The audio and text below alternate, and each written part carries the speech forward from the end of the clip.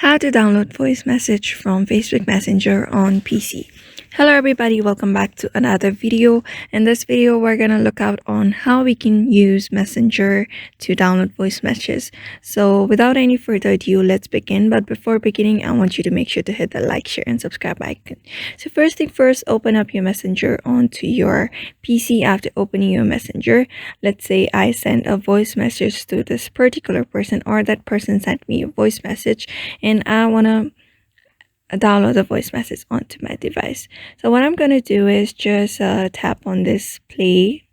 I'm just going to inspect. So what you can do is, in order to inspect, just right click on the voice and you should be able to see your option called inspect.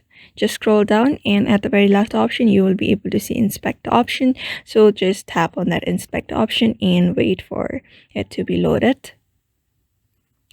After it being loaded onto your device, you should be able to see this kind of interface will appear on your screen. So what I want you to do is here, click on the voice message that you want to download on your chat, from your chat. So just click on that voice message and you should be able to see your voice message at this right side of the screen under this column box. So just tap on your voice message.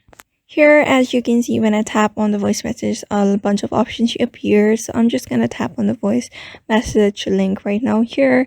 And when you tap on it, you should be able to see the download option here. Just tap on download and that voice message will be downloaded onto your device just by following this method. So therefore, by this method, you can download voice message into your laptop or PC. Just select your folder and you should be done. So therefore, by this method you can download voice message onto your PC. So thank you for watching this video.